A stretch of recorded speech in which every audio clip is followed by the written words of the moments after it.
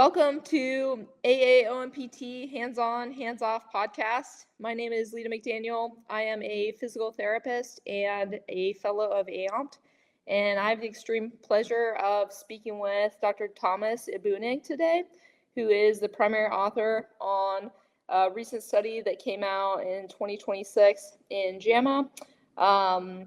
That we will be talking about today, titled Incidental Rotator Cuff Abnormalities on Magnetic Resonance Imaging. Welcome, Thomas. Thanks so much for being with us today. Pleasure to be here. And just a brief introduction, Dr. Ibounig is a shoulder and elbow surgeon at Helsinki University Hospital, and he's also a part-time researcher at the Finnish Centre for Evidence-Based Orthopaedics. So he's joining us from Helsinki, so we're quite lucky. As we kind of kick off the conversation, I was wondering if you might just briefly describe your clinical and research background and some of your interests as a clinician and researcher. Yeah, as you introduced, I'm a shoulder and elbow surgeon at the Helsinki University Hospital, and that of course involves clinical work and doing surgeries. But then I'm also very interested in research because I think it widens our perspective on things. And then on the other hand, the clinical work keeps us grounded and connected to the patients. So I really like that setup that it's part-time research and part-time clinical work. That's excellent. And could you speak to a little bit of your kind of inspirations or research interests that led you into this particular study and some of your other work?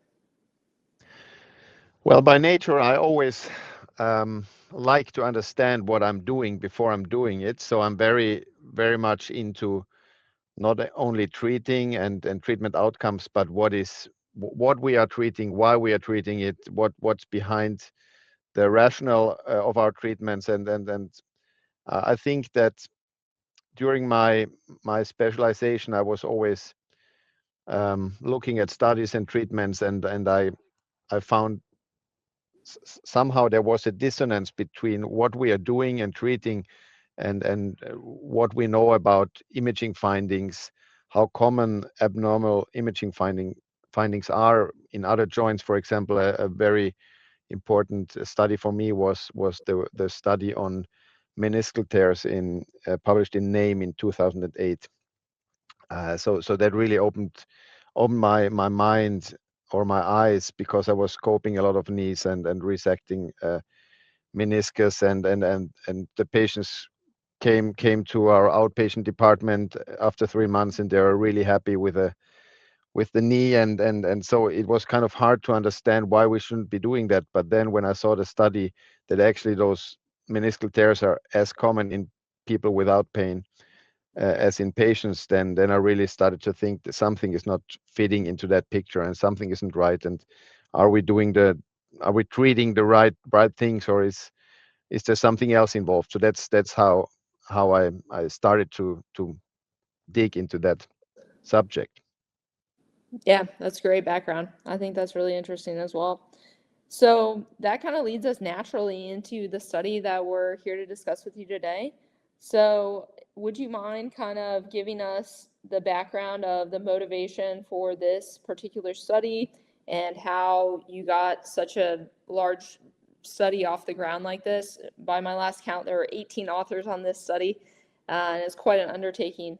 So the study that we're referring to, if you're just jumping in with us, is the recent JAMA study from 2026, Incidental Rotator Cuff Abnormalities on Magnetic Resonance Imaging. Yeah, so as I'm a shoulder and elbow surgeon, I wanted to see or to find out or get a better picture on how, and because of course, as a surgeon, we are very much into fixing things. We like to look at structures, identify structures, find out what's broken, and then we start fixing it. So very, very much into that, and too little into other things probably. But so then I wanted to see, well, how does the shoulder look like? What's normal? What's abnormal? Before we start treating something as abnormal, we first need to have a baseline on what's normal and what's not normal. And so I was and we have, of course, some studies showing us that some of those changes we are treating are actually quite common in people without pain, but then some representative large studies from the general population, we were actually lacking at that point, and that was the reason why we planned this study. And as you said, it's quite a large study, and we have 18 authors, but this study is based on the Health 2000 survey that was performed in Finland. That was much bigger. So there were like hundreds of doctors involved all over Finland in doing the Health 2000 study, and setting up that large study with just a couple of or 10 to 15 people was actually quite an undertaking, and it took us a long time, over 10 years, to plan, get funding, get everything set up before we could get rolling. Yeah, absolutely. So you did mention that the sample was kind of a subsample from this broader Health 2000 study. Getting into the study design for your particular study on MRI in shoulder, for shoulders, can you talk about the sampling process and selection and how you chose the population to get in touch with and screen and things like that for your particular study? Yeah, so that was one of the questions right from the start. Do we want to base our sample on an already existing sample, or do we want to draw a completely new sample from the general population?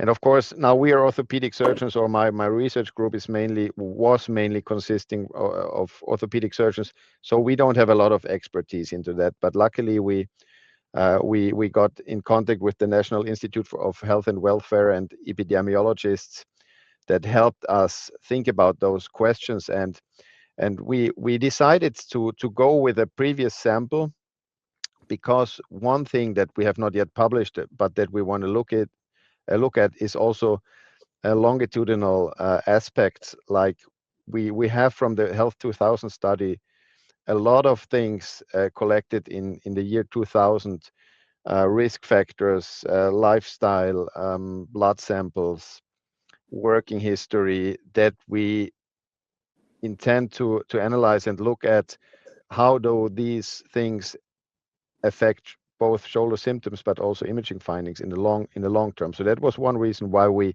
wanted to use that old sample. And the other reason was that we know that nowadays general health surveys have a participation rate of around 50 if we are good at it. And that, of course, always leads to a selection bias. And then you cannot be completely sure how representative your population in the end is. But using the Health 2000 study that had a participation rate of 89%, made us able that, although in our sub-study we did not reach that 89% of participation rate, but we knew what would have been a representative sample, and we could control for it, and also make statistical adjustments so that in our final results we got a representative sample of the general Finnish population. Yeah, that's great. That was definitely clear in how you described it in the paper, and thanks for explaining that for our audience. I think that's an important point, that you were doing the best you could to make sure that it was representative. So describe for us a little bit about what you did in this study and what you all found. So then coming back to being representative, of course we had to make some cutoffs. So we wanted to have a modern imaging 3 Tesla MRI pictures, and they were not available, of course, all over Finland in smaller villages. So we had to cut some corners and restrict our sample to the 5 university hospital districts. But actually, the majority of the Finnish population lives within those areas. So that was one of our main things that we based our study on: the 5 university hospital districts, 3 Tesla MRI imaging of both shoulders, and then also a thorough clinical examination by shoulder surgeons, and then also a variety of questionnaires assessing basic health parameters, lifestyle risk factors, and then also shoulder-specific and work-specific questions. Also, a lot of psychological questions on pain catastrophizing, pain self-efficacy, anxiety and depression, and stuff like that. Great. And so putting all this data together, what are your takeaways from the study? Can you describe a little bit about how you analyzed the data? And there was some discussion of different regression models within the paper, but I'm curious your insight into the choices for the 3 different regression models that were described and how you tried to make sense of the potential relationships between, as you described, not only the imaging findings, but quite a comprehensive clinical battery of tests, which to your credit, we think about a lot as orthopedic manual physical therapists of utilizing imaging as not a standalone finding, but as part of our information that we analyze in conjunction with quite a thorough clinical exam. We kind of pride ourselves on that. So how do you do that from a research standpoint, factoring in all of those different variables to try to make sense of it? Yeah, that's a good question. Of course, not an easy question to tackle, because there are many different ways, and probably none of those ways are completely perfect. But so I think that what we achieved with our sample was that we got a very good certainty on the prevalence of those imaging findings in asymptomatic and symptomatic shoulders. But then, of course, those imaging findings and symptoms, they could be caused, for example, looking at the shoulder, also by other structures, not only the rotator cuff. So how do you want to make sure that not osteoarthritis of the shoulder or AC joint problem, biceps problems are the cause of symptoms? So the first adjustment that we performed, in addition to an adjustment according to age, sex, region, and education, which would be general risk factors or factors affecting prevalence. So we looked at other imaging findings and adjusted for those, and we saw that the difference in prevalence between symptomatic and asymptomatic shoulders was reduced a little bit regarding full thickness rotator cuff tears. So when the difference in prevalence in our base sample was 8.1%, 6.5% in asymptomatic shoulders, and 14.6% in symptomatic shoulders, then after adjusting for these other imaging abnormalities, the prevalence difference was reduced to 6.7%, so a little bit reduced. And then we thought, okay, well, no one is treating, or at least no surgeon admits that he or she is treating only based on imaging findings alone. So of course we have the clinical examination playing a very big role into that. So we also wanted to look, well, how does clinical examination findings, if we use those, we should be able to better identify those with symptoms and those with no symptoms, symptomatic rotator cuff tears. And we were really surprised, or we were on one hand surprised, and then on the other hand not surprised, that actually the difference diminished completely, and we didn't get any improvement in our diagnostics using these clinical tests. And I think that's also, I think that orthopedic surgeons are not good at or very structural orientated, but from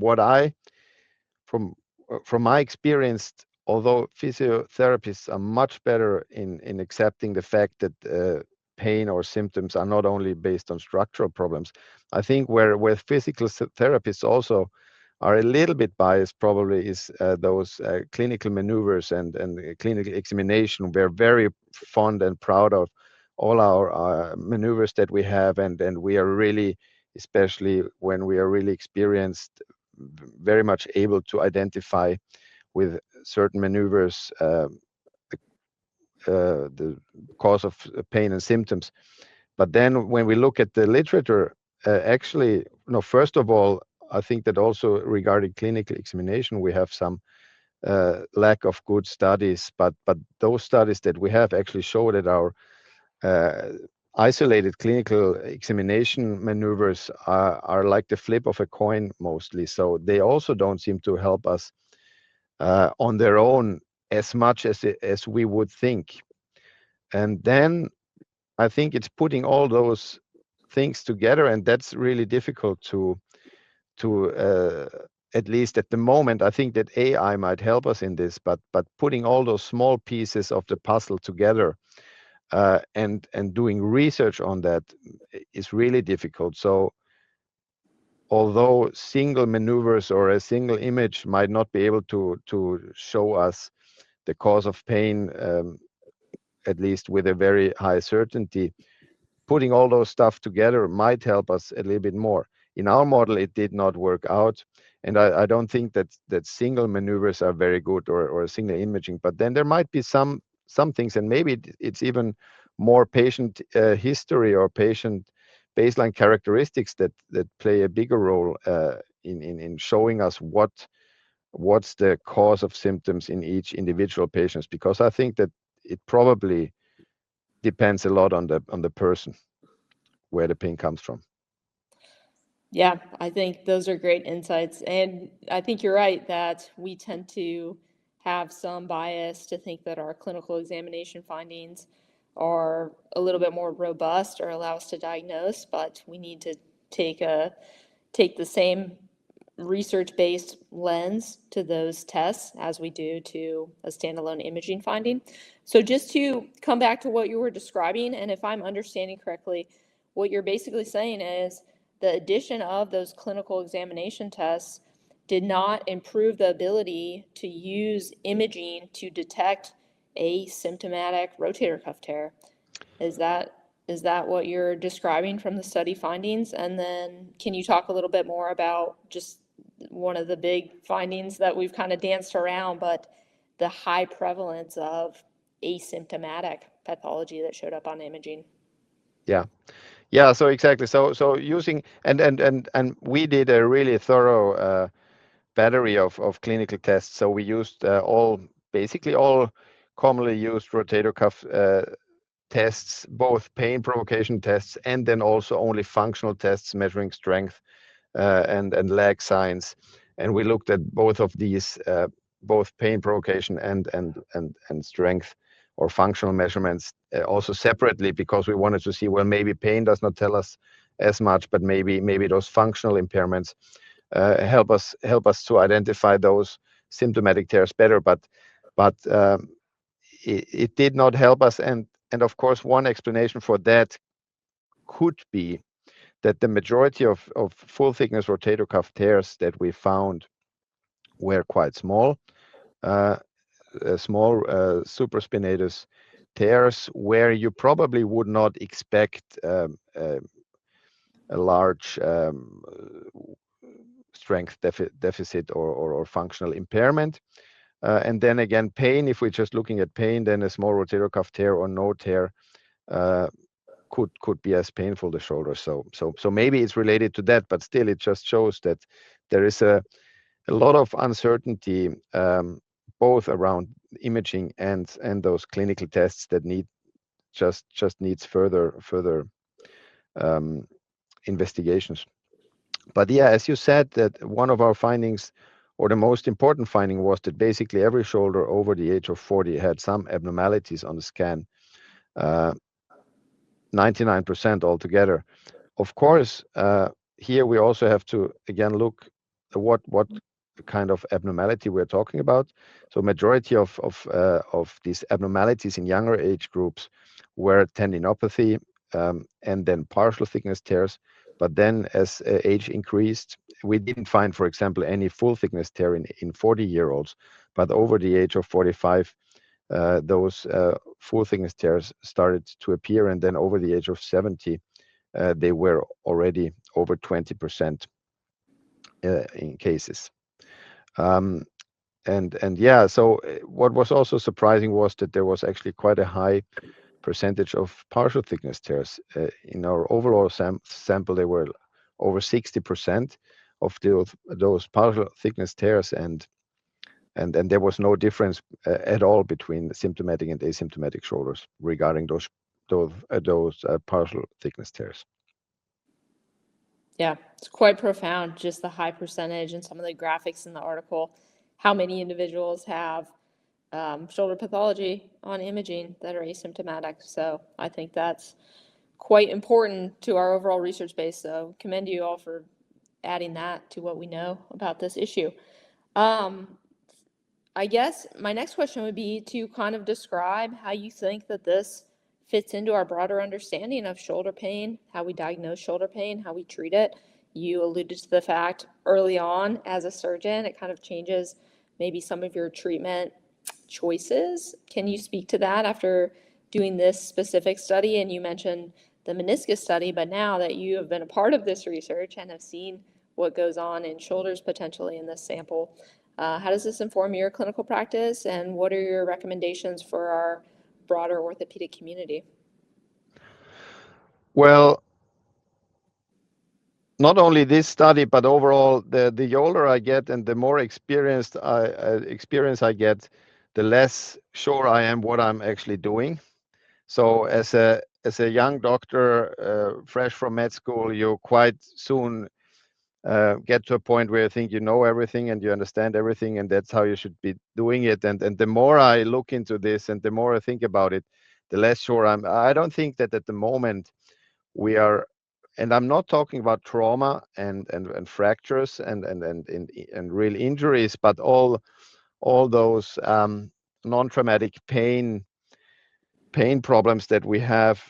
I'm not sure that we know at all what we are doing. So and all our, or the majority of research is focused on just comparing different treatment methods or looking at new methods to treat. But I think that we should just put more effort first into understanding where does pain come from, what's the reason of pain, how do we identify the cause of pain in each individual patients, because I'm sure that there are some rotator cuff tears, for example, that are the cause of symptoms, and then there is so many of those that don't explain the symptoms. But how do we identify the right ones and then target the right treatment at those patients? I don't think that we have the answer yet. Our study, I think, provides some answers, but it even poses more questions on unsolved issues that we first need to understand that we know too little, and then in the next step focus more on those basic studies to help us improve our understanding on pain pathologies. Yeah, well said. So if you were to give advice to our clinicians out there, whether those are medical doctors in orthopedics or a lot of our audience are physiotherapists in orthopedics or OMPT related practices, what would you say are the clinical takeaways from a study like this, and how could it inform our clinical care to be more evidence-based? So one takeaway is that imaging findings or then abnormal clinical examination findings are very common, and both in symptomatic and asymptomatic persons, and we should before we too quickly target or well, let's start that one new. I think that terminology is extremely important. So what we find and how we translate those findings to the patients is extremely important. We can cause a lot of damage. For example, if we have an imaging finding and we know that 99% of persons will have that imaging finding, and then we tell a patient, you have a tear or you have something that is broken in your shoulder, you make a healthy person into a patient or a sick person. So we really have to think how we frame our findings, and looking at certain age group. What is not normal in a 20-year-old is completely normal in a 50-year-old. So we have to adjust our interpretation of findings according to that, and also then translate those findings in the right way to the patients. Not saying something is broken, but some actually what we see is completely normal. It's a little bit of wear, like your beard is gray or your hair is gray. Your shoulder looks the same, nothing to worry about. Taking away the worry, um, um, giving the patient some trust that everything is going to be all right. They're not going to die. Their pain will get better, probably no matter what we do. I'm a strong believer in physiotherapy and exercise treatment, but I would say that also that needs some further evaluation, how beneficial it is, and how often patients would get better on their own, or just get better by the fact that they know there is nothing to worry about. Keep on doing what you're doing. You don't have to be afraid that you're damaging your shoulder if you're doing too much or this or that. But then also being maybe um, getting the patients to understand that what you have been doing as a 20-year-old might not be any more possible as a 60-year-old, and that doesn't mean that something is broken or abnormal. It's just some facts that we have to accept and modify. Yeah, well said. I agree with that. Do you think that this has changed your own clinical practice and how often you're recommending and performing surgeries or your work with colleagues in your hospital care setting? Well, we have been always very critical in our study group and in our working environment. So already when our research group is also very much into doing placebo controlled trials, and taking those findings into clinical practice. So we have been also very always very trying to make sure that we are not treating too much. Of course, it helps in a public healthcare setting where your salary is not depending on the amount of surgeries you do. It probably helps a little bit, but so I wouldn't say that this specific study has changed the way we are treating patients at our hospital. We have always been very critical, uh, uh, but for sure it has put even more effort into research that helps us find those reasons for pain. If the structural finding is not the explanation, then we have to look what else could be the explanation. Absolutely. Speaking to that, do you have further research that you are participating in currently that may help to inform some of this broader understanding of pain mechanisms as applied to this population or the integration of an evaluation of potentially pain mechanisms within this context? And I know that just adds more data collection and complexity to a study like this, but if we think about reconciling the imaging findings with the clinical exam, and that didn't quite provide the insight that maybe one might expect as a clinician, then you're talking about taking a look from more of a broad nervous system perspective, which we definitely do in OMPT education and practice. How might that look from a research setting, or do you have ideas on how you might apply that in the future? Well, I mean, basically the whole, as we already were suspecting that maybe the imaging is not the a very good explanation for many symptoms, we try to also assess in our study a lot of those other possible explanations, the psychological parts, the um, work work strain and metabolic reasons. So we assessed all of those facts, and not only in the year 2023, but also in the year 2000 and 2011. So we have data from three time points. We are planning on using that data from the Health 2000 study and our data and see what parameters in the year 2000 or 2011 could explain symptoms or imaging findings or a combination of those, and hopefully we get a better picture. So basically, part of the FIMAGE study research now that the structural things are analyzed. Our next big part will be looking at those other potential explanations for symptoms. Great. Well, we have some things to look forward to as far as research coming from your group. Anything else that you want to leave our listeners with in describing this study, or clinical pearls just for our physical therapy audience, orthopedic audience? Well, I think that physiotherapists are much better in treating patients than many surgeons. So maybe it's the other way around, that we surgeons should listen more to you guys on what we should be doing. Well, I appreciate that. That's quite the compliment. Dr. Ibounig, thank you so much for your time and sharing your research and clinical insight with us today. And best of luck in the future. We'll definitely be following you. Thanks a lot.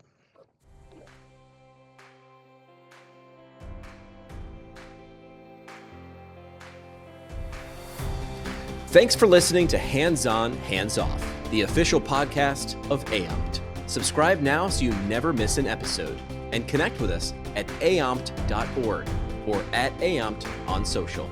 Opinions are those of the guests and not official AAOMPT policy. See you next time.